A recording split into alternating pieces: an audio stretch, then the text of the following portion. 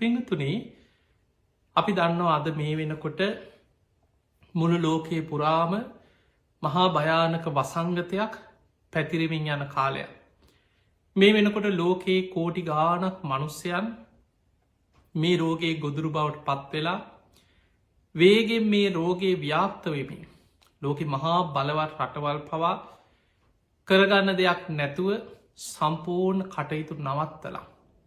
ඒ රටවල් සම්පූර්ණයම ගුවන් ගමන් ගමනාගමන නවත්තල මිනිස්සු ගෙවල්වට වෙලා ඉන්න කියලා ලෝකයේ ප්‍රබල බලවත් රටවල් දෙවනි තුන්වැනි වතාවට පවා මේ වෙනකොට සම්පූර්ණයෙන් වසා දමල තියෙන කාලයක්. ඒවගේම දවසින් දවස මේ රෝගේ ලෝකෙ ව්‍යාප්ත වෙමින් මේ වෙනකොට ලක්ෂ සංඛ්‍යාත පිරිසක් මිය ගිහිල්ල. හැබැයි තාමත් අපිට බෙහෙතක් අවශ්‍යදයක් පේන තෙක් මානකවත් මෙන්න මේ බේත තමයි හරියනම බෙහෙත කියලා තවමත් කෙනෙකුට හොයාගන්න බැරුව තාමත් පරීක්ෂණ මට්ට මේ පවතින කාලය. තිය නිසා මෙවැනි යුගයක විශේෂෙන් අපිට වෙනදට වඩා මිනිස්සුන්ට මරණ බය දැනෙන. අනාගතය ගැන ලොකු අවිනිශ්චිත භාවයක් දැනෙන කාලයක්. තිය නිසා පිංහතුනේ කොහොමද අපි ධර්මය තුළින් අපේ ජීවිතය සකස් කරගන්න. මෙවැනි අවස්ථාවක මෙවැනි ව්‍යසනයක කොහොමද අපි ධර්මය තුළින් අපේ ජීවිතය ආරක්ෂා කරගන්න. අප්‍රමාදීව ධර්මයෙන් අපි ආරක්ෂාවක් හදාගන්න කොහොමද. අපි මෙන්න මේ කාරණා අද මේ ධර්ම දේශනාව තුළ විස්තර ඇතුව කතා කරන්න බලාපොරොත්තු වෙනවා. මොකද අපි පිරිත ගැන වුණා. සමාජය සමහර වෙලාවට කෙනෙක් හිතන්න පුළුවන්න්නේ අපි බුදුන් අදිනවන අපිට ලෙඩ හැදෙන්නේ. අපි පිරිත් කියනවා. අපි පිරිත් පැම්බීල තියෙනවා. වත්තට ගෙදරට පිරිත් පැන් ඉස්සොත් අපිට ලෙඩ එන්නේ. එතකොට මේ වගේ පිරිත ගැනවේවා ධර්මය ගැනවේවා තුනුරුවන් ගැනවේවා එවැනි ධර්මයෙන් එහා ගිය වැරදි දුෘෂ්ටි මතවාද දරා ගැනීම තුළ ධර්මය ගැනව සමහරලාට සමාජ හැල්ලුවට පත්වන්න පුළුවන්කම තියෙන. එනිසා පිංහතුනේ සැබෑ ලෙසම ධර්මය කියන්නේ මොකක්ද. මේ ධර්මයෙන් ආරක්ෂාව ආශිර්වාද ලැබෙන්නේ කොයි විදිහටද. අපි සමහර වෙලාවට හිතන්ගන්න මේ ධර්මය කියන්නේ සමහරු ලෙඩත් දුකක් වුණහම බෝධි පූජාවක් තියන්න ගිහිල්ලා එතනින් බලාපොරොත්තු වෙන්නේ බෝධීන් වහන්සේ තමන්ගේ ලෙඩ ටික සනීප කරලදේ. එක්ක ගෙදර කරදරයක් වුණාව දැන් බලන්න ඔබ බෝධයක් ළඟ ගිහින් ඔය නිතර බෝධි පූජා තියෙන බෝධීන් වහන්සේ නමක් ළඟ චුට්ටක් නිවිහැනහිල්ලේ ඒ වටේ චුට්ටක් ඇවිදල බලන්න මිනිස්සු කියන දේවල් බෝධි පූජා පොත් තියාගෙන ඔහේ තමන් අර පොත බලාගෙන කවි ටිකක් කියලා බුදුගුණ ටිකක් කියලා ඔවුන්ගේ ප්‍රාර්ථනා දිහා නිකං හිමීට ආගෙනින් එක්කො විභාගයක් පාස් කරලා දෙන්න නඩුවක් දිනවල දෙන්න දුවගේ එක්ක දුවට දරුවෙක් ලබල දෙන්න එක්කො මොකක් හරි විවාහය හොඳ නැත්නං ඒ දෙන්නව අයින් කරලා දෙන්න ඉඩමක් මොකක් හරි නය වෙලා තියෙනවනම් මේ ඉඩ මේ ප්‍රශ්නි විසඳල දෙන්න තමන්ට දියුණුව හදල දෙන්න විභාග පාස් කරගන්න එදකොට සාමාන්‍ය සමාජය තුළ තියෙන මේ මිනිස්සුන්ගේ ඕනෑ පාකම් ප්‍රශ්න ගැටලු කෙලෙස් සහිත දේවල් මේව තමයි බොහෝ පිරිසක් බෝධි පූජාවක් තියලා බෝධීන් වහන්සේකින් ප්‍රාර්ථනා කරන්න. එතකොට ඒ තුළ අවසානය මේවා ඉෂ්ට නොවෙනකොට ඔන්න බනින්ට පටන්න කෝ අපි බෝධි පූජාතිබ කෝ අපිට බැලවා කෝ බුදු හාන්දුර අපිට බැලවා අපි දවස් 7ක් එකතිකට බෝධි පූජාතිබ්බා දවස් 21ක් බෝධි පූජාතිබ්බා කිරියාහාරත් පූජ කරා කෝ අපිට බැලුව. එතකොට බලන්න මේ ධර්මය හරියට අර සර්පය නැට්ටිං ඇල්ලුව වගේ. බුදුරජාණන් වහන්සේ අලගත් දූපම කියෙන සූත්‍ර පෙන්නවා ධර්මය අල්ලන්න ඕනේ හරි තැනි. ධර්මය වැරදි විදිහට ඇල්ලුවට පස්සේ ඒ ධර්මයෙන්ම මොකදයා ඊට පස්සේ ධර්මයට ගරහන ධර්මයට බනිනවා ධර්මයට නින්දා කරනවා ධර්මය හැසිරෙන අයටත් බනින්න පටන් ගන්න. ඒක විපාකයක් හැටියට තමන්ට විශාල අකුසල් ගොඩක් අවසාන රැස් වෙලා තමන් පිහිට පතාගෙන ගිය දේට ගරහා කිරීම තුළම නොදැනුවත්ත තමන් ලොකු අකුසල් රැස් කරගන්න කෙනෙක් බවට පත්වෙන. ඒ නිසා පිංහතුනි අපි බෝධි පූජාවක් තියන්නේ මේ බෝධීන් වහන්සේ ගැන සිතූ පැතුූ සම්පත් ලබා දෙන මහා හාස්කමක් ආශ්චර්ය දෙයක් නෙමේ. අපේ බුදුරජාණන් වහන්සේට බුදුවෙන්න සෙවන දුන්නේ බෝධීන් වහන්සේ. දැන් බලන්න බෝධි පූජාව කාර්තයම තේරුම් ගම ඉස්සරලා. හැම බුදු කෙනෙක්ම පාරමී ධර්ම සම්පූර්ණ කරලා බුද්ධත්වයට පත්වෙන ඒ ආත්මේ මවකුසින් බිහිවෙන කොටමයි වජිරාසනය ලඟින් ඒ බුදුරජාණන් වහන්සේලා වෙනුවෙන් බෝ අංකුරේ පහළවෙන්. කකුසඳ බෝසතාණන් වහන්සේ මවකුසින් බිහිවෙනකොටම මහරි බෝධී බෝ අංකුරේ වජිරාසනය ළඟින් පැනනැග්ගා. කෝනාගමන බෝසතාණන් වහන්සේ පාරමී සම්පූර්ණ කරලා බුදුවෙන ආත්මය. මවකුසින් බිහිවෙනකොටම නුග බෝධී බෝධීන් වහන්සේ වජිරාසනය ළඟින් පැනනැග්ග. කාශ්‍යප බෝසතාණන් වහන්සේ මවකුසින් බිහිවෙනකොට දිමුල් බෝධී බෝධීන් වහන්සේ වජිරාසනය ළඟින් පැනනැග්ග. ඔබත් මම සරණගිය අපේ ගෞතම බුදුරජාණන් වහන්සේ පාරමී සම්පූර්ණ කරලා එදා පින්වන්ත මහාමායා දේවිය කුසිල් ලුම්මිනි සල්වනේ ලෝකයට බිහිවෙච්ච මොහොතෙමයි අපි අහලතිනො සහජාත වස්තු පහළ වනා කියලා. එදා උන්වහන්සේ පින්වන්ත මෑණියන්ගේ කුසිල් ලෝකෙට බිහිවෙනකොටම වජිරාසනය ළඟින් ඇසතු බෝධී බෝවංකුරේ පහළ වුණ. අපේ බෝසතාණන් වහන්සේ වසර 29ක් රාජ කුමාරයෙක් හැටියට ගිහි ජීවිතය ගත කර. රම්මේ සුරම්මේ සුභ මාලිගා අතහැරලා සියලු සැප සම්පත් අතහැරලා විමුක්තියක් පිණිස වසර 29දී තමයි මහා අභිනිස්ක්‍රමණය කරන්න. උන්වහන්සේ අවුරුදු 6කට ආසන්න කාලයක් දුස්කර ක්‍රියා කරලා ශරීරයට අනේක විධ දුක් පීඩා දෙමින් අරිය පර්යේෂණයක යෙදුණා. අවසානයේ සුජාතාවගේ කිරිපිඩුදානෙ වළඳලා සොත්තිය බමුණාදීපු කුසතන මිටියටත් අරගෙන. එදා ඇසතු බෝධීන් වහන්සේ අභියසට පැමිණෙනකොට උන්වහන්සේගේ වයස හරියටම අවුරුදු 35යි. ඒ වෙනකොට උන්වහන්සේ වෙනුවෙන් පහළ වෙච්ච බෝධීන් වහන්සේගේ වයසත් හරියටම අවුරුදු 35යි. ඒ බෝධි සෙවනේ තමයි නැගෙනහිර දිසාවට මුහුණලා කුසතන මත වැඩඉඳලා රාත්‍රී පළවෙනියාමි පුබ්බේ නිවාසානුස්සතිඥානේ රාත්‍රී දෙවනියාමි චුතූපාතඥානේ රාත්‍රී තුන්ගනියාමි පටිච්ච සමුප්පාදය අනුලෝම ප්‍රතිලෝම වසයෙන් විමසලා අවසන් වෙනවා සමගම හිමිදිරි උදෑසන අරුණෝදයක් සමගම හිත කෙලෙසුන්ගේ මිදිලා සම්මා සම්බුද්ධත්වයට පත්වෙන.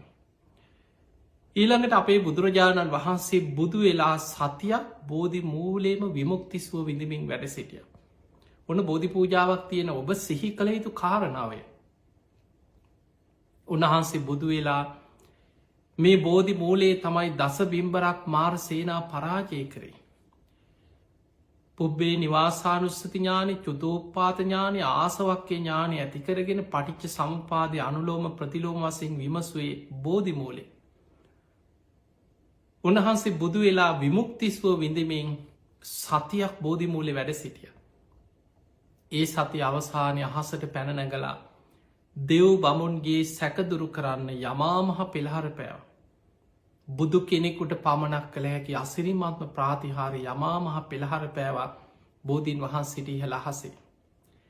දෙවනි සතිය බුද්ධත්වයෙන් දෙවනි සතියම බෝධීන් වහන්සේට නේත්‍ර පූජාවකින් පූජා පැවැත්තු.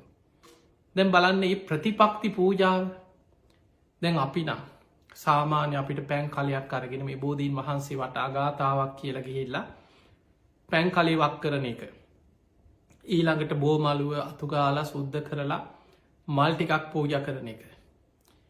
බෝධීන් වහන්සේට සුවඳ පූජාවක් සුවන්දුන් ටිකක් අරගෙනෙක් හදුන් කුරු ටික පත්තු කළ වටේ බුදුගුණ කියාගෙන යනේ.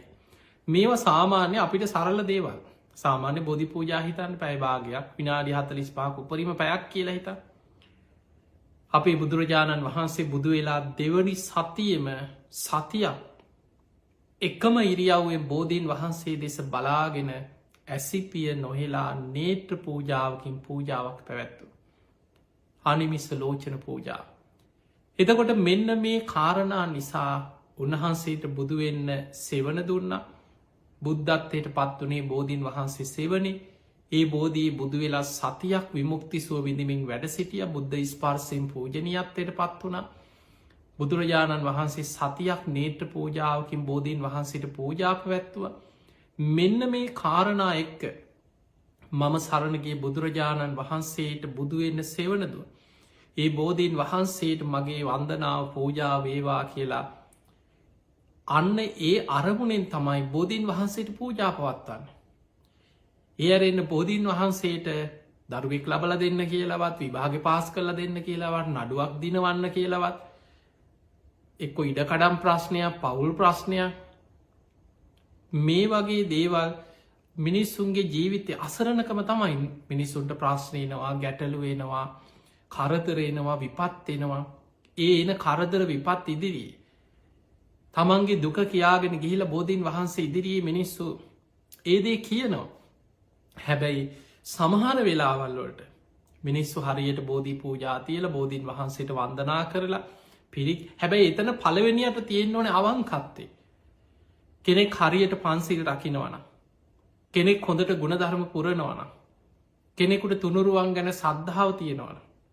යානිකන් දවසත් දෙකත් තමන්ගේ බේරුමට කරදරයක් කෙනකොට විතර බෝධීන් වහන්සේ ළඟට ඇවිල්ල පූජාවක් තියලා යන්න නැති නිතර බෝධීන් වහන්සිට පුද පූජා පවත්වන බුදුගුණ සිහි කරන සෑමලුව චෛත්‍ය මලිය අමදිමින් එවැනි පින්කම් පූජාවල් කරනකොට මතකතියාගන බෝධීන් වහන්සේ අභියස චෛත්‍යරාජාණන් වහන්සේ අභියස උක්ෂ දේවතාවරු පූජනය ඒ පුුණ්‍ය භූමියවලට වන්දනා කරන දෙවි දේවතාවරු රැස්සෙලා ඉන්න. එතකොට ඒ දෙවියන්ගේ අනුකම්පාව පිහිට ආශිර්වාදය ආරක්ෂාව ලැබෙනවා. අන්න එවැනි දේවල් තුළ නිතර ඇවිල්ල බෝධීන් වහන්සේට පූජා පවත්වන බුදුගුණ කියන දහම්ගුණ කියන ධර්මී හැසිරෙන කෙනාට ඒ දෙවියන්ගේ පිහිට රැකවරන ආශිර්වාදයෙන් ඔහුට සිතක් සාන්තියක් සැලසෙනවා. ඒම අවස්ථා තියෙනවා. හැබැයි අපි බෝධි පූජාවක් තියන්න ඕනෑ සැබෑ ලෙසම බුදුරජාණන් වහන්සේට බුදුවෙන්න සෙවනදු.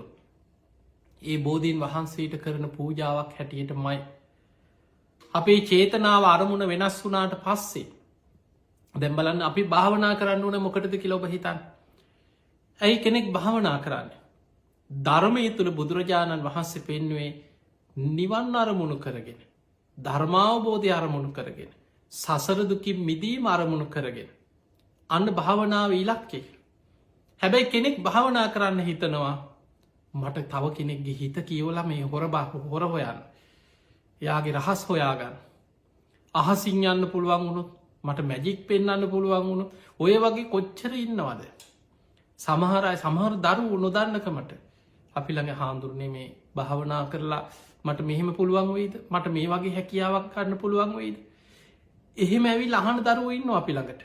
ඔහුට ධර්මය ඉගෙන ගන්නවත් භාවන කියන්න මොකක්ද ඒ මොකවත් මේ අවශ්‍ය වෙන්නේ භාවනා කරලා මොනවාහරි විශේෂ දෙයක් තමන්ට ඇති කරගෙන ඒකෙන් අනිත් අය පහත් කරන්න තමන්ට සමාජි කැපිලපෙන්න මටත් මෙහෙම දෙයක් පුළුවන් කියලා සමාජයට පෙන්නන්න ඒ අරමුණුවලින් එෙන ඉන්න නැතුව නෙමේ.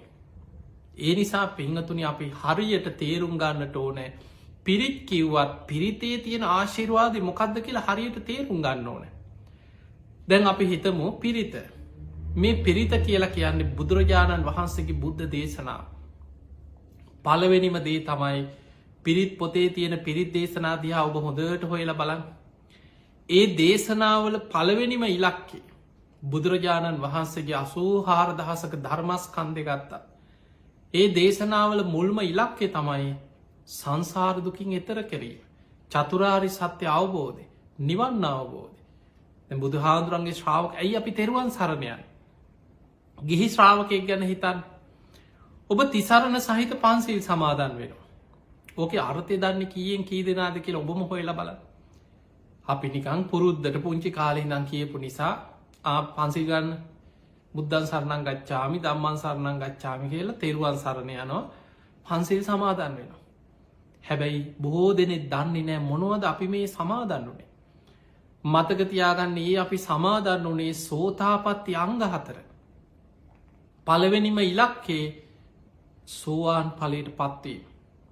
අන්න ඒ පළවෙනි ඉලක්කේ මේක අනුපුබ්බ සික්ඛා අනුපුබ්බ කිරියා අනුපුබ්බ ප්‍රතිපදා. පිළිවෙලින් අවබෝධයේ පැත්තට යන ධර්මයක් මේ. සෝවාන් වෙච්ච ශ්‍රාවකයෙකුට ඇති වෙනවා බුද්ධේ අවිච්ඡා ප්‍රසාදේ. එයා බුදුරජාණන් වහන්සේ ගැන අචල සද්ධාවකින් යුක්තයි. ධම්මේ අවිච්ඡා ප්‍රසාදය. යාට ධර්මය ගැන අචල සද්ධාවකින් යුක්තයි.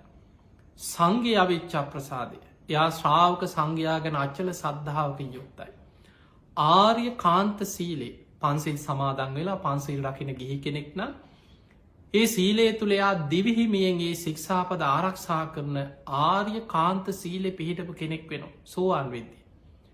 එතකොට සාමාන්‍ය සෝවාන්වීම පිණිස මහන්සිගන්න බුදුන් සරණ යන ගිහි ශ්‍රාවකයාගේ අරමුණ තමයි මං කොහොමහරි පළවෙනිම ඉලක්කෙ මං ආර්යෂ්ඨායක මාර්ගයට පැමිණෙනවා. සෝතාපන්න කැන ආර්යෂ්ඨායක මාර්ගයට පැමිණීම මම කොහොමහරි සෝවාන් වෙන. ඒ පිණිසයා බුද්ධන් සරණං ගච්ඡාමි ධම්මං සරණං ගච්ඡාමි සංඝං සරණං ගච්ඡාමි ဒ ුතියම්පි තතියම්පි තුන් වතාවක්ම තුනුරුවන් ගැන අධිෂ්ඨානයෙන් සරණ යනවා. උතුම් පංචසීලෙ පිහිටනවා මම මේ ශික්ෂාපද කොහොමහරි රැකගන්න. ඒ තමයි සෝතාපට්ටි අංග 4 සමාදන් වෙන්නේ. එතකොට අපි මේ විදිහට මේ ධර්මය ගැන හරි නිරවුල් දැනුමක් තිබුණු. බොහෝ දෙනෙකුට පේන්නේ බණ අහනවා ගොඩාක් බණ අහනවා. අපිට පේනවා රට පුරා ධර්ම දේශනා දහම් පින්කම් වන්දනාවල් කොච්චර මිනිස්සු එකතු වෙලා බණ අහනවද. හැබැයි ගොඩාක් දෙනෙක් සමහර බණ ඇහුවට සමහරු බුදුගුණ ටික ඉතිපිසෝ ගාථාව කටපාඩමින් කියයි. හැබැයි බුදුගුණ නමේ විස්තර කරන්න කිවොත් ඒක අර්ථය දන්නේ.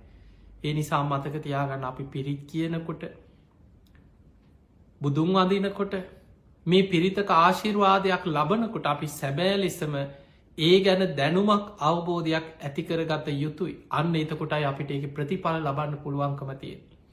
පිංහතුනේ මේ දේශනාතර දැන් අපි ගමු රතන සූත්‍රය. මේ කරදර විපත් වසංගතයනකොට. අපිට නිතර මහන්න ලැබෙන දෙයක් තමයි විශාලා මහනුවර තුම්බිය ඇතිවෙච්ච වෙලාව. බුදුරජාණන් වහන්සේ මහරහතන් වහන්සේලා සමඟ වැඩම කරලා රතන සූට්‍ර දේශනා කරලා විශාලා මහනුවර තුම්බිය දුරුුණා. ඒ බුද්ධ බලයෙන් ධම්ම බලයෙන් සංඝ බල බුද්ධ ආඥාවක්කේ පිහිටවත් අධිෂ්ඨානය. ඊළඟට ගංගානන් ගඟෙන් පැන්කර පිරිත් පැන් එකක් අරගෙන බුද්ධ හාමුදුරගේ පාත්තරයට ඒක පෙරලා ආනන්ද හාන්දුරන්ට දෙනවා ආනන්ද බුද්ධ අධිෂ්ඨානයෙන් ධම්ම සංඝ කියන තුනුරුවන්ගේ අධිෂ්ඨානය බුදුරජාණන් වහන්සේගේ ශ්‍රී හස්තේම අධිෂ්ඨාන කරලා දෙනවා ආනන්ද නගරි ප්‍රාකාර වලලු තුන වටා යමින් නගරයට පිරිත් පැන්හෙන්. එතකොට මෙන්න මේ සිදුවීන් එක්ක අපි රතන සූත්‍රයේ මේ ආශීර්වාදය අපි බලාපොරොත්තු වෙන. අපි මේකත් එක් අපි පැහැදිලිව තේරුම් ගන්න ඕනෑ දේශනාවල අපි දන්නවා දැන් ගිරිමානන්ද සූට්‍ර ගත්තෝ. අපි ලෙඩවුන හම සමහරුන්ට ගිරිමානන්ද සූට්‍ර කියනවා. කෙනෙක් හිතෙන්න්න පුළුවන් බොහෝ දෙනෙක් හිතාගරන්න යා ලෙඩ වෙලාන පිරිට්ටිකක් කියවන්න ඕන. ගිරිමානන්ද සූට්‍ර කිවොත් හරියයි. යා ලෙඩ වෙලාන පිරිට්ටික හාමුදුරු කෙනෙක් අරගෙන පිරිට්ටිකක් කියවන්න. ඕකට හොඳ බෞද්ධංග පිරිත් ඕකට හරියන්න ගිරිමානන්ද සූට්‍ර. එතකොට ඔය වගේ අපි ඒ පිරිත් දේශනා ගැන අපි කියනවා ඔබහල ඇති ඕන තරම්. මතක තියාගන්න ගිරිමානන්ද අපි මේ එකින්න එක ඉස්සල පැහැදිලි කරගන්න. ගිරිමානන්ද දේශනාව තියෙන්නේ ගිරිමානන්ද කියන ස්වාමීන් වහන්සේ ලෙඩ වුණා ගිලං වුණා. උන්වහන්සේ හොඳට නිරෝගීව ඉන්න කාලෙ දස සංඥා පුරුදු කරපු කෙනෙ. උන්වහන්සේ ලෙඩවෙච්ච වෙලාව ආනන්ද හාන්දුරු බුදුරජාණන් වහන්සේ ළඟට ඇවිල්ල කියන ස්වාමීනි භාග්‍යතුන් වහන්සාර ගිරිමානන්ද භික්ෂුව බොහෝ ගිලං වෙලා ලෙඩ වෙලා උන්වහන්සේ බොහොම අසාධ්‍යයි. බුදුරජාණන් වහන්සේ වදල ආනන්ද එහෙමනං ඔබ මෙන්න මේ දස සංඥා හොඳට අහගන්න මතක තියාගන්න ධාරණය කරගන්න. ඔබ ගිරිමානන්ද භික්ෂුව ඉදිරියට ගිහිල්ල මේ ගැන සිහි කරන්න කියන්න. ආනන්ද හාන්දුරට බුදුරජාණන් වහන්සේ මේ දස සංඥා ගැන කියලතු. ඒ ගිරිමානන්ද හාන්දුරු කාලයක් පුරුදු කරපුදේ. අනිත්‍ය සංඥා අනත්ත සංඥා ආදීනව සංඥා අසුභ සංඥා පහන සංඥා විරාග සංඥා නිරෝධ සංඥා සබ්බලෝකයේ අනබිරත සංඥා සබ්බ සංකාරයේසු අනිච්ච සංඥා ආනාපාන සති මේ වගේ භාවනා ක්‍රම ගාන භාවනා ක්‍රම 10ක් තියෙන. මේ භාවනා 10ම හොඳට විස්තර කරලා මේ භාවනා ක්‍රම 10ම හොඳට විස්තර කරලා තේරුම් ගත්තොත් ඔබට තේරෙනවා මේ තුළ තියෙන්නේ තනිකරම ධර්මාවබෝධය නිවන අරමුණු කරගෙන දේශනා කරපු භාවනා 10ක් තියෙන. අනිත්‍ය සංඥාව. මේ පංච උපාදානස්කන්ධය ගැන අනිත්‍ය වශයෙන් භාවනා වඩන හැටි. අනත්ත් සංඥා. අනාත්මයි. මම මගේ ආත්මය කියලා මේ කිසි දෙයක් තමන්ගේ වසඟේ පවත්වන්න බෑ. අනාත්ම වශයෙන් බලන හැටි මේ පංච උපාදානස්කන්ධයේ ආයතන 6 අනාත්ම වශයෙන් බලන හැටි. අසුභ වශයෙන් මේ ශරීරයේ තියෙන දෙතිස් කුණුප කොටස් බෙද බෙදා අසුභ වශයෙන් මෙනෙහි කරන හැටි. ඔය ආදීනව සංඥා මේ ශරීරයට හැදෙන ලෙඩ රෝග කොයි තරම් ලෙඩ හැදෙන කයක්ද කියලා මේ රෝග පීඩා හටගන්න ශරීරයේ ස්වභාවය. එතකොට මෙන්න මේ වගේ භාවනා 10ක්. මේ 10ම ආනන්ද හාමුදුරු හොඳට අහලා මතක තියාගෙන අර ගිලන් වෙලා හිටපු ගිරිමානන්ද ස්වාමීන් වහන්සේ ළඟට ගිහිල්ලා දස සංඥා ගැන කිව්වා. තථාගතයන් වහන්සේ මේ දස සංඥා ඔබට කියන්න කියලා බුදුරජාණන් වහන්සේ දේශනා කරා කියලා. ගිරිමානන්ද හාමුදුරුව වැඳගෙන හොඳට අහගෙන හිටියා. තමන් වඩපු ගුණධර්ම ඒ තුල හිත පිහිටියා, හිත වැඩුණා. ඒත් එක්කම රෝගයේ යටපත් වෙලා උන්වහන්සේ සුවපත් වුණා. දැන් ඒ ගිරිමානන්ද ස්වාමීන් වහන්සේ වඩපු ගුණධර්ම මෙනෙහි කරනකොට උන්වහන්සේගේ රෝගී සුවපත් වුණා. ඊළඟට තියෙනවා බොජ්ජංග ධර්ම ගැන. මහා කස්සපත් තේර බොජ්ජංගේ මහා කාශ්‍යප මහරහතන් වහන්සේ ගිලන් වෙච්ච වෙලාවේ බොජ්ජංග ධර්ම ගැන උන්වහන්සේට සිහිපත් කෙරෙව්වා. උන්වහන්සේ සුවපත් වුණා එතනදී. මහා මොග්ගල්ලානත් තේර බොජ්ජංගේ මහා මුගලන් මහරහතන් වහන්සේ ගිලන් වෙච්ච වෙලාවක උන්වහන්සේට බොජ්ජංග ධර්ම සිහි කරපු වෙලාවේ උන්වහන්සේ සුවපත් වුණා. උන්වහන්සේලා ඒව වඩපු නිසා. ඊළඟට අපිට පේන අනාථපිණ්ඩික සිටුතුමා ගිලන් වෙච්ච වෙලාවේ බුදුරජාණන් වහන්සේ වැඩම කරලා සෝතාපට්ටි අංග ගැන බුදුරජාණන් වහන්සේ සිහිපත් කරන එක අවස්ථාවක. එතකොට මේ වගේ ඒ අය තමන් පුරුදු කරපු ගුණධර්ම දේශනාවල සඳහන් වෙනවා. දැන් අපි ගමු මේ ගැන නොදැනගෙන අපි ගමු කෙනෙකුට පන්සිලුත් නෑ. පංච දුෂ්චරිතයේ මේ දෙන උදේ ඉඳන් ගෙදර බුදුහාඳුනට බයිනවා, ගමේ පන්සලේ හාඳුනට බයිනවා. ද්වේෂයෙන්, වෛරයෙන්, කේන්තියෙන්, දුරාචාරයේදී ඉන්න මිනිස්සෙක් ලෙඩ වෙනවා. ලෙඩ වෙච්ච ගමන් ගෙදර අය කියනවා ගිරිමානන්ද සූත්‍රය කියවන්න, පිරිත් ටිකක් කියවන්න හාමුදුරුවෝ ගෙන්නල්ලා. අනේ ඉතින් ස්වාමීන් වහන්සේලාට ආරාධනා කරාම උන්වහන්සේලා බොහොම මෛත්‍රියේ, උන්වහන්සේලා කරුණාවෙන් කවුරු වුණත්, හොරෙක් වුණත්, මිනිමරුවෙක් වුණත්, අපරාධකාරයෙක් වුණත්, මොන තරමේ මිනිස්සෙක් වුණත් ස්වාමීන් වහන්සේලා පාංශ කුලයට වඩිනවා, පිරිතට වඩිනවා. අනුකම්පාවෙන් උන්වහන්සේලා වැඩම කරලා අනුශාසනාවක් කරනවා. දැන් ස්වාමීන් වහන්සේලා වැඩම කරලා පිරිත් කියනවා. පිරිත් කියලා ගියාට පස්සේ අපි හිතමු මේ මිනිස්සයා සමහරුන්ට පිරිත් කියනකොට අකුසල් කරලා, පව්කම් කරලා සමහරට අමනුස්ස බලවේග වලටත් ගොදුරු වෙලා, ඒවටම නැඹුරු වෙච්ච අමනුස්සයන්ට ගොදුරු වෙලා පිරිත් කියනකොට ඉන්නත් බෑ. හාමුදුරුවෝ දකින්නකොට හූ කියන අය ඉන්නවා. ඒ තරමට මිනිස්සුන්ගේ පිරිහිලා සමහරලාවට පිරිත් කියලා ඉවර වෙලා ගෙදර පිරිත් පටියක් දාලා තියෙනවා. අන්තිමට බයින කෝ ප්‍රතිඵල අපි පිරිතුත් දාලා තිබ්බ පැය 24න් පිරිත් දාලා. හාමුදුරුවෝත් ගෙනහලා පිරිත් කිව්ව මේ පිරිත් නූලකුත් බැන්දා. කෝ ප්‍රතිඵල? පින්වතුනි මතක තියාගන්න, ඔබ තුල ධර්මයේ තමන් තුල පිහිටන්න නම් අර කලයක් මුණින් හරවලා කලයට වතුර වක් කරලා කෝ වතුර කියලා අහනවා වගේ ඔබ තුළ මතක තියාගන්න ධර්මයේ ඔබට ප්‍රතිඵල ලබා දෙන්නේ ඔබ ප්‍රතිඵල ලබන්න සුදුසු මට්ටමේ ගුණධර්ම ඇතු වාසය කරු. ප්‍රධානම දේ ඔබ සිල්වත් වෙන්න. පංච සීලේවත් ඔබ ආරක්ෂා කරන්න පුරුදු වෙන්න. ඔබ කොච්චර පිරිත් පටි දාලා තිබුණත්, පිරිත් පැන් ඉහා හිටියත්, පිරිත් කලවලින් නනා හිටියත්, ඔබ තුළ පන්සිල්වත් සමාදන් හරියට පංච සීලේවා රැකගන්න බැයි නම් පිරිතට බැනල වැඩක් නෑ. ප්‍රතිඵල නැත්තේ ඒ ධර්මය ඔබට පිහිටන්න තරම් ඔබ තුළ ගුණයක් නැති නිසා. අන්නේ නිසා ගෙවල් වල දැන් අපිට කරදර බාධා විපත් එනකොට දැන් මිනිස්සෙකුට කෙනෙකුට සමහරලාවට නිකං ධර්මයේ කියද්දි තේරෙන්නේ නැති කෙනාට කරදර විපත් එනකොට බයට හරි තේරෙනවා. දැන් අපි දන්නවා සමහර තරුණ කාලේ ඔහේ ධර්මයට බයිනවා, පන්සලට බයිනවා, හාමුදුරන්ට බයිනවා, ඔය මොන බණද කියලා අහනවා. හැබැයි ලෙඩ වෙලා වයසට යනකොට සමහරු වයසට යනකොට තරුණ කාලෙ මැදි වයසේ ඔහේ කේලංකිය කිය අකුසල් කර පවකං කර පංච දුෂ්චරිතය මේ දීන්න ඉන්න බොහෝ දෙනෙ. හැබැයි වයසට යනකොට තමන්ගේ වයසේ සමානාය දකිනවා. එකට ගමේ හිටපු අය ඒ කාලෙ ගමේ මුල්ම කාලෙ හිටපු යාලූ දැන් හැමෝම වයසට ගිහිල්ලා එක්කෙනා දෙන්න දැන් ලෙඩ වෙලා මැරෙනවා. ආරංචි වෙනවා අන්න අසවලා මැරිලා සිරිපාලක් නැති වෙලා. අන්න සුමන දාසක් නැති වෙලා. අන්න අසවලත් මැරිලා.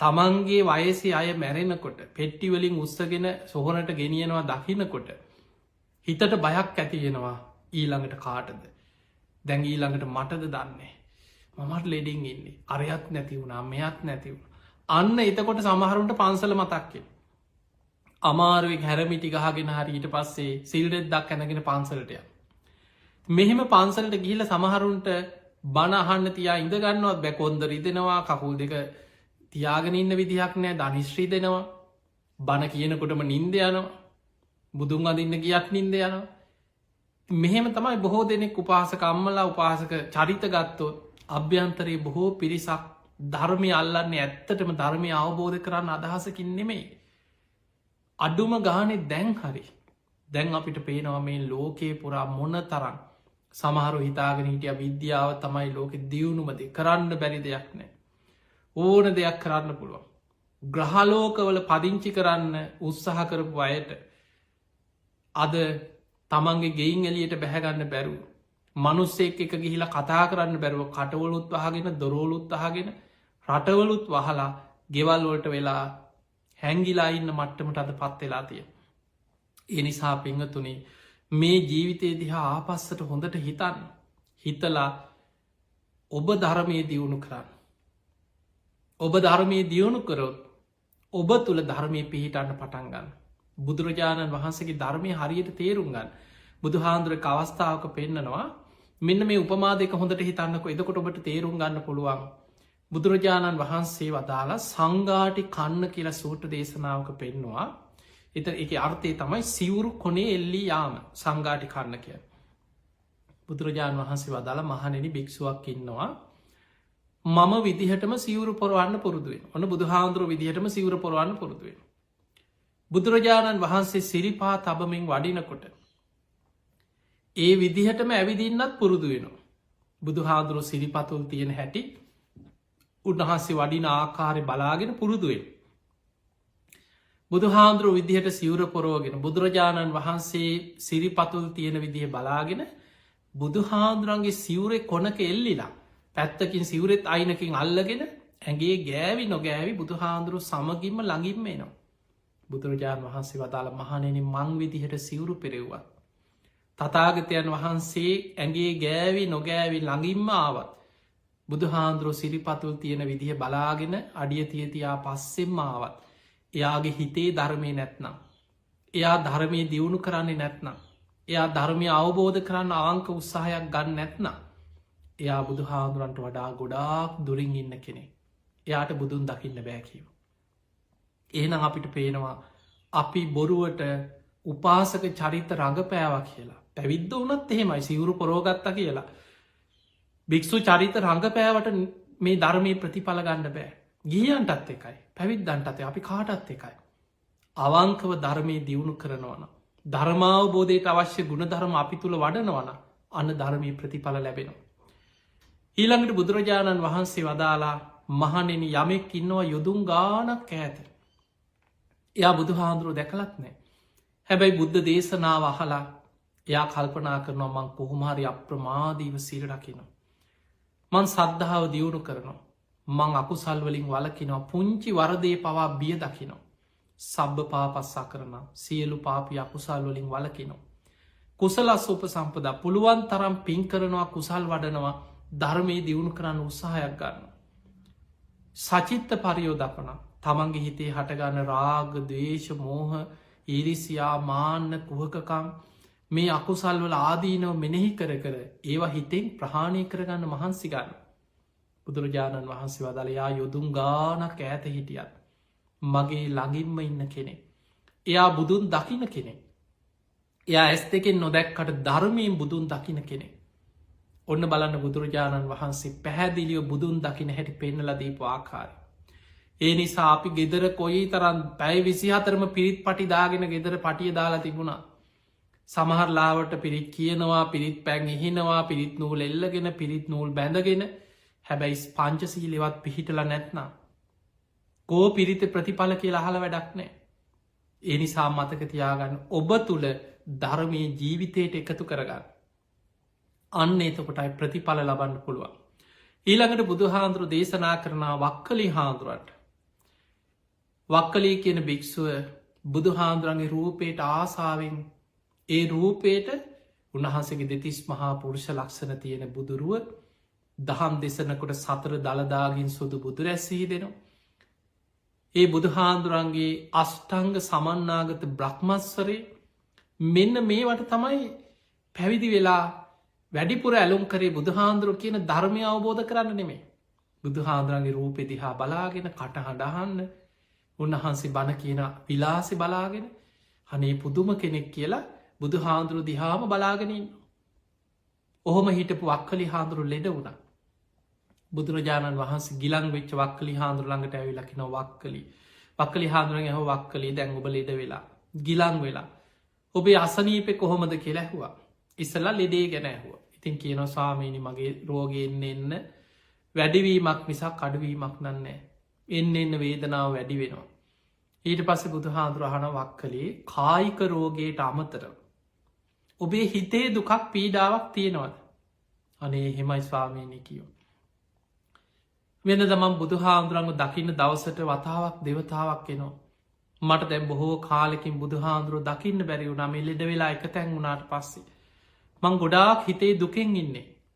අන්න එතනති බුදුරජාණන් වහන්සේ වදාලා කින්තේ වක්කල ඉමිනා පූති කායන දිට්ටේන. වක්කලි ඔබ මේ කුණු ශරීරයක් දිහා බලාගෙන ඉඳල ඇස් දෙකෙන් ඔබට මාව දකින්න බෑ කියෝ. දෙතිස් මහා පුරුෂ ලක්ෂණ තියෙන බුදුරජාණන් වහන්සේගේ බුදුරුව ගැන බුද්ධ කාය ගැන උන්වහන්සේ වක්කලි හාදුරන්ට දේශනා කරන වක්කලි මේ දෙතිස් මහා පුරුෂ ලක්ෂණ තිබුණත් මේ කුණු ශරීරයක් ලෙඩවෙන වයිසට යන ජරාවට පත්වෙන කයක් මේ තියෙන්. ඔබ ඇස් දෙකින් මන්දිහා බලාගෙන ඉඳලා ඔබට ඒ තුළින්නම් බුදුන් දකින්න බෑ. වක්කලි ඔබට බුදුහාමුදුරන් හරියට දකින්න අවශ්‍යනම් යෝ දම්මම් පස්සති සෝමම් පස්සති. ඔබ ධර්මය දකින්න. ඔබට ධර්මය මාව දකින්න පුළුවන් හරියටම. වක්කලි ඔබ ධර්මය දැක්කොත් යෝ දම්මම් පස්සති සෝමම් පස්සති ඔබ මාව දකිනෝ. අන්න එහෙනම් බුදුන් දකින ක්‍රමය. ඒ නිසා පිංවතුනේ අපි පිරිත් කියන්න ඕනෑ බෝධි පූජාතියන්න ඕනෑ. අපි මේ හැම දෙයක්ම කරන්න ඕනෑ අපි උතුම් සීලේක පිහිටල ගුණේක පිහිටල. ධර්මය අපි තුළ ඇති කරගෙන පිහිටවාගෙන අපි ධර්මය ආරක්ෂාව ආශිරවාදි ලබන්න උත්සාහ කරන්නවා. ඒ නිසා අපි දැක්ක මේ වසංගතයනකොට. මුල්ම කාලෙ ඔබ හිතන්න මීට මාස ගානකට පෙර. මේ රෝගේ වැඩිපුරම අනෙක් රටවල්ලොල චීනය වගේ රටවල්ලින් ආරම්භ වුණ අපි කවුරුද්දන්නවා. එතකොට ඒ ප්‍රදේශවල තියෙන කාලෙ තමයි අපේ රටේ පළවෙනි රෝගයා දෙන්න වාර්තා වෙනකොට මිනිස්සු හොඳටම බය වෙලා. පෙරුම් කායම් බැඳගෙන සමහරුය බොන්න ගත්තා. නිතර කොත්ත මල්ලි බොන්න අවෂදිය පානේවල් නොයෙක් දේවල් පටන් ගත්තා. ඒ දවස්වල ඔබට මතක ඇති මුල් කාලෙ කොච්චර රතන සූට්ට කිවද. හැම පන්සලකම පිරිත් කියනවා. ගෙවල්වල මිනිස්සු පිරිත් කිව්වා. හැබැයි ටික කාලයක් යනකොට එක ටික කාලය එක එහෙමම ඉවර වුණ. ඊට පස්සේ ගානක්කත් නෑ මේ රෝගෙ ලෝක පුරා ව්‍යාප්ත වේගෙන යනකොට ගානක්කත් නැහිතුව නෑ අපිට නෑ අන්න අර රට මෙහෙමයි ඒ රට මෙහෙමයි අපිට නෑකයක හිටිය. දැන් රෝක ආයමත් ලංකාපුරා ව්‍යාප්ත වේගෙන යනවා. මේ තුළ දැන් අර පරණයව මතකත් නෑ. දැන් අපි දැක්ක පවුගේ කාලි මොනව වුනත් පිංහතුනේ කවුරු ඒවා කවුරු කරත් පිරිත් කියනකොට පිරිත් පැන්ටිකක් එහිනකොට මේවට ගරහන බනින දෙක එක දේශපාලන කෝනවලින් වෙන්න පුළුවන්. මේවත් එක්ක බොහෝ වෙලාවට මිනිස්සු කොච්චර පව් කරගන්න අකුසල් කරගන්න පිරිසා අපිට සමාජය තුළ දකින්න ලැබෙන. තිය නිසා පින්වතුනේ හිතට එකඟව අවංකව ඔබ ගුණධර්ම තුළ පිහිටලා ඔබේ ආරක්ෂාව ධර්මයනුත් ආරක්ෂාව හදාගන්න ගම රෝගයකදි මතකතියාගන්න ඒ රෝගයෙන් වලකින්න නං කළ යුතු වෛද්‍යවරුන්ගේ උපදෙස් ඒ ආරක්ෂණ ක්‍රමතියෙන් බුදුරජාණන් වහන්සේගේ ධර්මී පැහැදිලිව බුදු හාදුරුව පෙනම් මග හැරීමෙන් ප්‍රහාණය කළ යුතු ආශ්‍රව කියලා සබ්භාසව සූත්‍රයේ මේ කෙලෙස් ප්‍රහාණය කරන්න නම් ආශ්‍රව ප්‍රහාණය කරන කෙනා සමහර අවස්ථා තියෙනවා ඒවා මග හැරල යන්නවා. තැන්ගොන්න බුදු හාදුරුව පෙන්න්නනවා තනි අලිය ඉන්න පාරක් තියෙන මේ අලිය ඉන්න තනි පාරේ කෙනෙක් කියන ඔය පාරි අලිය ඉන්නවා යන්න එපා එයා කියන නෑ මම පිරිත් කියාගෙන යන්නේ මං රතන සූත්‍ර කියාගෙන යන මට ගහ අලියෙක් නෑ කියලා යනවා. දැන් අලිය ගැහුවොත් කවුද වැරදි රතන සූට්‍රිද වැරදි බුදු හාදුරුවද වැරදි ඒවා මගහැරීමෙන් ප්‍රහාණය කළ යුතු ආශ්‍රම. ඊළඟට කටු සහිත මාර්ග කවරු හරි කියෙන මේකේ කටු වලවල් තියෙනවා. මේකේ මොනහරි අනතුරු තියන මේ පාර යන්න එපා. ඊළඟට උල් තියෙනවා කටු තියෙනවා බොරුවලවල් කපල තියෙනවා කෙනෙක් කියන නෑ මං වැටෙන්නෑ මං මේ හරියට මේ පන්සිල් සමාදන් වෙලා මං උදෙත් පන්සිල් ගත්තා මං පිරිත් කියන කෙනෙක් මං ගෙදර තුන්සූට්‍ර කියන කෙනෙක් මට කරදරයක් වෙන්න ෑ කියල යනවා. ගිහින් අනතුරේ වැටුනොත් බුදු හාදුරන මේ වැරදි. ඒ නිසා ඒව මගහැරීමෙන් ප්‍රහාණය කළ යුතු ආශ්‍රව ධර්මය වෙනම කොටසක් තිනවා සබ්භාසව සූත්‍රය අනතුරු සහිත තැන් මගහරින් මගහැරීමෙන් ප්‍රහාණය කරන්න. ඒ වගේ මේ වසංගතයේදී ප්‍රධාන වසයෙන් මතකතියාගන්න ඔබ ඔබේ ආරක්ෂා මේ ලෝකයේ තුළ වෛද්‍යවරු මේ හැමෝම මේ ගැන පර්යේෂණ කරන සියලු දෙනාම දැනුන්දීලා තියෙනවා මේ වෛරස් එක බලෙන් ඇවිල්ල ඔබේ ඇඟට රීංගන වනේ මේ ඔබ ගෙදර ඉන්නකොට කොහේ අද තියෙන වෛරස් එකක් ඇවිල්ලා දොරෙන් ඇවිල්ලා ජනේලෙන් ඇවිල්ලා ඔබේ කොහෙන් හරි ඇඟට රිංග ගන්න වනෙමේ. ඒ නිසා ඔබ එලියට යනකොට නිවසින් එලියට යනකොට ඔබේ මුහුණු ආවරණය මුකාවරණ පැළදගන්න එක. නිතර අත්සෝදන එක විසබීජනාසක භාවිතා කළත් පිරිසිදු කරගන්න එක. මේ වගේ ඒ රෝගෙන් ආරක්ෂාවෙන ක්‍රම තියෙනවා. ඒවා ඔබ අනුගමනය කරන්න නැතුව ඔබ පිරිට්ටිකක් විතරක් කියලා පිරිද්දාල ලෙඩේ හැදුනට පස්සේ පිරිතට බැල්ල වැඩක් නෑ. එනිසා මතකතයක් පිරිත් කියන්න පිරිත කියන්න තුනුරුවන්ගේ ආශිර්වාද. හැබැයි ඒ ආශිර්වාදයක් එක්කම ඔබ නිවරදි සෞඛ්‍ය පුරුදු පිළිපදී. දැන් හිතන්න බුදු හාන්දුරුව ලෙඩ වුණාද නැද්ද. බුදුරජාණන් වහන්සේට ලෙඩ වුණා එහනම් අපි ලෙඩ නොවන්න විදිහක් නෑ. බුදුරජාණන් වහන්සේටත් හිසේ කැක්කුමක් ඇති වුණ. බුදු හාදුරන්ටත් කොන්ද අමාරුවක් තිබිල තිනක බුද්ධ දේශනාවල තියෙනවා. අපේ බුදුරජාණන් වහන්සේ පිරිනිවන් පාන වඩිනකොට. උන්වහන්සේ බේලුව ගමේ වස් සමාදන් වෙනකොට මාරාන්තික බඩේ අමාරුවක් වැලතුනාකි. බඩේ අමාරු වේදනා එක සාමාන්‍ය බඩයම මාරාන්තික බඩේ අමාරුවක් කියල මහා පරණිබ්භාන සූට්‍ර පෙන්න්න. අවසානි බුදු හාන්දුරුව පිරිනිවන් පාන වඩින ගමන කලන්ත හැදෙනවා කීප වතාව. ආනන්ද කලන්තේ පිපාසයි. ඉක්මනට ආසනයක් පනවන්න කියන. අපිට ඒ වගේ දේශනා ගොඩක හම්බෙනවා. බුදු හාදුරන්ට ධර්මී පාලින් කැන ලෝහිත පක්කන්දිකාරෝගේ ලේත් සමඟ බඩේලියගයා කියන පිරිනිවන් පාන වඩින ගමන කීප වතාව. එතකොට ලේත් සමග යනෝකයන් උන්වහන්සගේ බඩවැල්වල තුවාල හැදිල තියෙනවා නේද. ඒ නිසාන ලේ යන්නේ. එතකොට අපිට පේනවා දැන් සාරිපුත්ත හාන්දුරු ප්‍රඥාවන්තයන්ගෙන් අක්ටයි. උන්වහන්සේටත් කර්මජ රෝගයක් හැටියට බඩය අමාරුවක් තිබ්බ. විටිං විට බලවත් වුණ සාරිපුත්ත හාන්දුරු පිරිනිවන් පානකොට ඒ රෝග වැඩි වෙලා ලේ වමන යනවා ලේ බඩේලිය යන. චුන්ද හාන්දුරු තමයි උපස්ථාන කරේ. එහෙනම් අපිට පේනවා බුදු හාන්දුරන්ගේ ශාසනී රහතන් වහන්සේ ලෙඩවුන් නැද්ද. ලෙඩ වෙලාම පිරිනිවන් පෑ පූතිගත්ති සාන්දුරු එක ගාථාවාහල රහත් වෙන්න පින තිබුණට මුළු ඇගේම තුවාල දාලා ඒ තුවාල පැසවල සැරව ගලල කොච්චර දුක්වින්දද. ඒ නිසා මතකතියාගන්න අපි කවුරුත් දරාගෙන ඉන්න ලෙඩවෙන කයක් ජරාවට පත්වෙන ශරීරයක්. මේ බුදු හාන්දුරුවට ලෙඩවුනාන අග්‍රශ්‍රාවකයන් වහන්සේලා 80 මහ ශ්‍රාවකයන් වහන්සේල. ඔය අතරින් සසර ඒකා සංකයේ කල්ප ලක්ෂයක්. මහා ගුණපුරලා කල්ප ලක්ෂයක් පුරාම විවරණාරගෙන නිරෝගි සම්පත්තිය වෙනුවෙන්ම පින්කරගෙන ඇවිල්ලා කිසිම ලෙඩක් නැතුව හිටිය බක්කුල මහරහතන් වහන්සේ විතරයි අවුරුදු 160. මේ ශාසනයටම උන්වහන්සේ විතරයි. ඒක මහා ආශ්චර්යය. හැබැයි අනිත් සියලු දෙනා ලෙඩ වුණ. ඒ නිසා පින්වතුනි බුදු හාමුදුරුව පවා ලෙඩ වුණාට පස්සේ භික්‍ෂූන් වහන්සේලාට බෙහෙත් නියම කරලා තියෙන. විනය පිටකේ සඳහන් වෙනවා බේසජ්ජක් කන්දකි කියල වෙනම බෙහෙත් ලෙඩවලට ඒ ලෙඩරෝගවට බුදු හාදුරු නියම කරපු බෙහෙත් වරග සඳහන් කොටසක්. බුදු හාමුදුරුවන්ටත් වෛද්‍යවරයෙක් පින්කරගෙන පෙරුම්පුරාගෙනාව ජීවක. ඒ නිසා මතකතියාගන්න ලෙඩක් වුණොත් බෙහෙත් ගන්න එකට පිරිත් කියල විතරක් නතරවෙන්න එපා. ලෙඩේට බෙහෙත් ගන්න. වෛද්‍යවරු කියන වෛද්‍ය පුරුදු පිළිපදේ.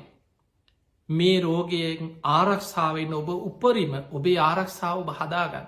හැබැයි ඒ අතරතුර ඔබ හැමදාම දැන්වත් පන්සිල් රකින්න හරියට.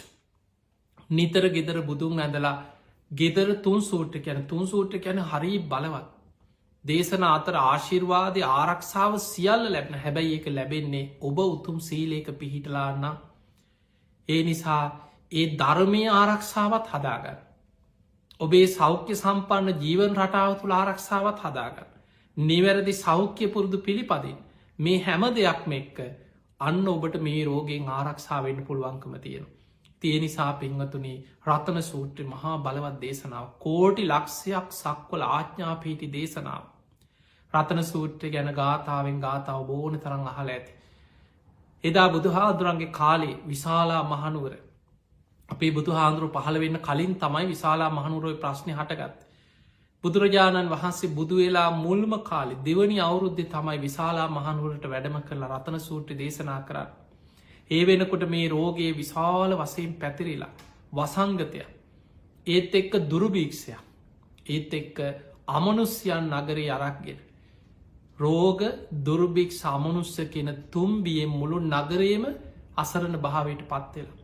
මිනිස්සු තැන් තැන්වල පාරවල්වල වැටිලා මැරිලා හේම කුණු වෙලා යන කවුරුඩ් ලංවෙන් නැමකද මේ රෝගෙ පැතිරෙන නිසා.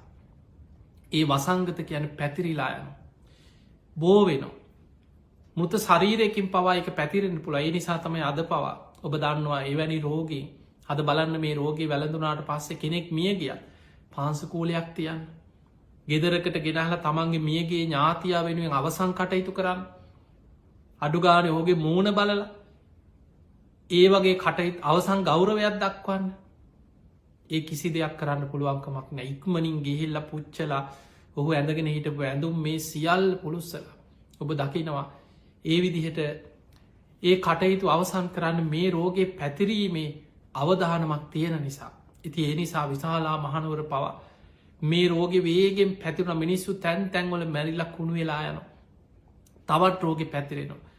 මේ මලකුණුවල දුර්ගන්ධ පැතිරෙනකොට අමනුස්්‍යය නගර අරක් ගත්ත. මිනිස්සු ගෙවල්වල බයෙන් තැති ගැනීමෙන් විශාල පිරිසක් අසරණ වෙලා රෝගී වෙලා. ඒ වෙලාවෙ තමයි බුදු හාමුදුරු වැඩම කරලා රතන සූත්‍රයේ බුදුගුණ දහම්ගුණ සඟගුණ ඇතුළත් සත්‍යයක් ක්‍රියාවක් තියෙන්.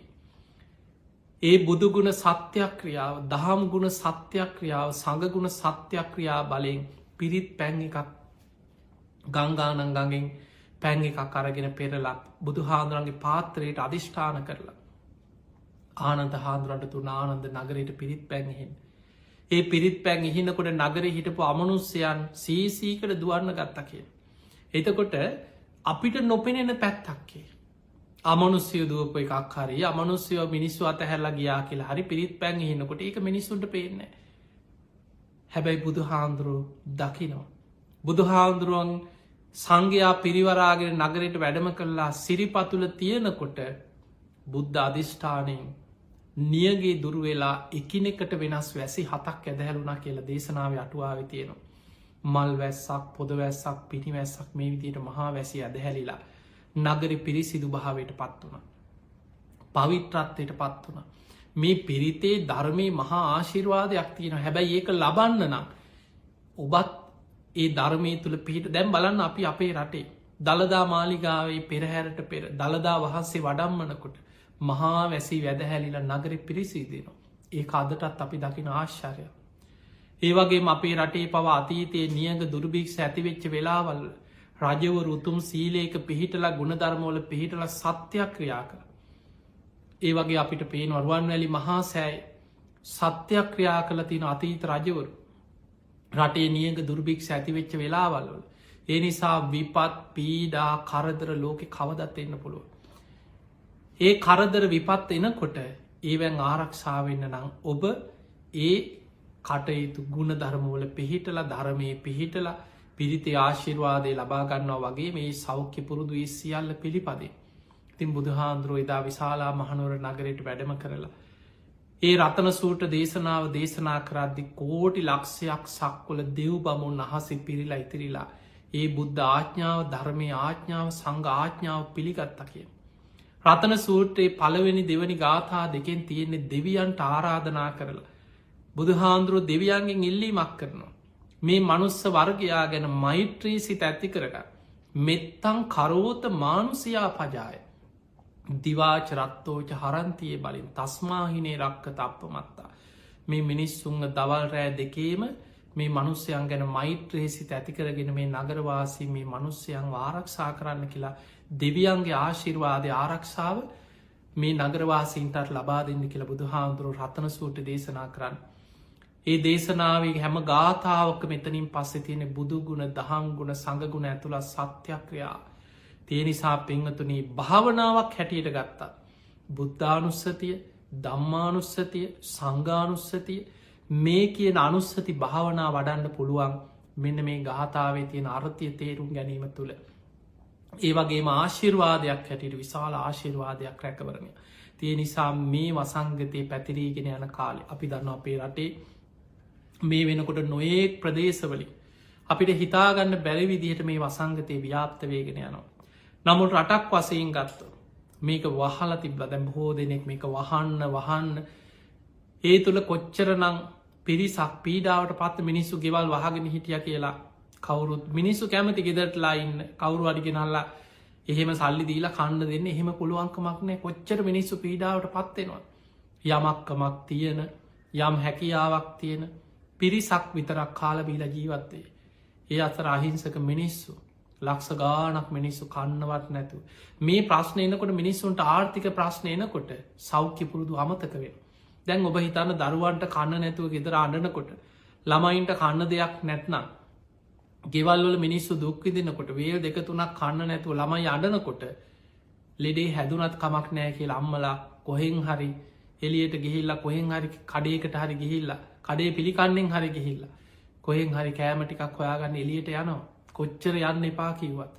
ඒ නිසා මතක තියාගන්න මෙතනදී අපි හැමෝම අපිට පේනවා ලෝකෙ දියුණුම රටවල් පවා මුලදි වහල උත්සාහ කර අඩුගානේ බැරිම තැන ඒ රටවල් විවෘත්ත කරා. තමන්ගේ ආරක්ෂාව හදාගෙන ඒ මුකාවරණ පැළඳගෙන නිතර අත්සෝදන්න පිරිසිදුවෙන් ආරක්ෂාවෙන් රෝගෙන් ආරක්ෂාව වෙන ගම ඔබ ඉදිනිදා කටයුතු කරගන්න කෙලෙතින්. ඒ නිසා අපිට අනාගති අපි දන්නේ නෑ මොන වගේ විපත් තව එන්න මේ වසංගතය විතරක් නෙමේ භූමි කම්පායනවා. නායාම් වෙනවා. විශාල ජල ගැලීම් වෙනවා. මුහුදුගොඩ ගැලීගෙන මේක තමයි ලෝකෙ ස්වභාවය. ලෝකෙම තියෙන්නේ දුකක් මත විපත් ගොඩක් මත අප්‍රමාදීවෙන්. ඒ නිසා අප්‍රමාදීව ගුණධර්ම පුරන්. අන්නේ නිසයි බුදුරු පහළ වෙලා අපිට පෙන්ල දෙන්නේ මේ භයානක සංසාරය මිදන්න මහන්සි ගන්න මේක දුකක් කියල. බුදුරජාණන් වහන්සේ පෙන්නපු පළවෙනිම දේ තමයි දුක්කාරය සත මේ කාරය සත්‍යයක්. ඉපදීමම දුකක්. ඉපදිච්ච නිසානේද මේ සියලු දුක්ග හැටවලට මේ මිනිස්සු විඳන්නේ. ලෙඩවීම දුකක්. වයසට යාම දුකක්. සෝක පරිදේව දුක්ක දෝමනස් උපායාස ප්‍රියයන්ගෙන් වෙන්වීම අප්‍රියන් සමඟ එකතුවීම කැමතිදේ නොලැබීම මරණය ඕනමේද දැම්මේ අපි අත්දකින්නේ. ඒ නිසා මේ සියල්ලත් එක්ක මේ ගැඹුරු ධර්මය බුදුරජාණන් වහන්සේ දේශනා කරපු ධර්මය හරය යථාර්ථය තේරුම් අරගෙන ඒ ධර්මය අවබෝධ කරගන්න අදහසින් අවංකව තිසරණ සහිත පන්සිල් සමාදන්වේ. කර්ම කරම්ඵල විශ්වාසය ඇති කරගන්න ලෞකික සම්මාධිට්්‍ය ඇති කරගන්න. අන්න එතකොටයි ඔබට ධර්මය පිහිට ආශිර්වාද ලැබෙන්. ඔබ පිරිත් කියන්නං වාරේ පිරිත් කියලා. ඔබ තුළ පන්සිල්වත් සමාදන් වෙලා ගුණධර්මයක් රකින්න තරන්වත් එහෙම උනන්දුවක් කෝමනාවක් නැතුව එක්ක සමහරුන්ට පිරිත් කියන්නත් කම්වැලි පිරිත් පටියක් දාලා පටියෙන් ලැබෙයි කියලා හිතන. අන්නේ නිසා මේ වැරදි අඩුපාඩු හදාගන්න දැන්වත් හැදෙන්. ගේ ළඟටම ඇවිල්ල මාරය 4 වටෙන් වට කරලා තිය මේ රෝගෙ කොහේ කොයි විදිහට පැතිරිලාද කියලා අපි කවුරුත් දන්න ඒ නිසා ඔබ නිවසෙන් එලියට යනකොට බඩුවක් ගන්න යනකොට රස්සාාවට යනකොට ඒ හැම වෙලාම මුණගැහෙන හැම කෙනෙක් ගැන අපි දන්නේ නෑ කවුරු රෝගියෙද්ද කාතුලින් බෝවේද ඔබ හැම වෙලාම පරිස්සංවෙන් තව කෙනෙක් එක්ක කතා කරනකොට කෙනෙක් එක්ක ළඟින් ඉන්නකොට ඔබේ පරතරේ තියාගන්න ඒ වගේම එලියට ගියත් හැම වෙලාම ආපු ගමන් ගෙදරත් හෝදලා හොඳට පිරිසිදුවෙන් ඒ මුකාවරණ ඒවා පිළිපදේ ආරක්ෂාවෙන් ඒ ආරක්ෂාවත් එක්ක ධර්මී ආරක්ෂාවත් ඔබේ ජීවිතයට ඇති කරගන්න ති ඔබ හැම දෙනාටම මේ ලැබිච්ච මනුස්ස ජීවිතය අවසන් වෙන්න පෙර සද්ධාදී ගුණ ධර්ම දියුණු කරගෙන උතුම් වූ ධර්මයම අවබෝධ කරගන්නම වාසනාව ලැබේවා ලැබේවා ලැබේවා කියලපි ඔබට ආශිර්වාද කරන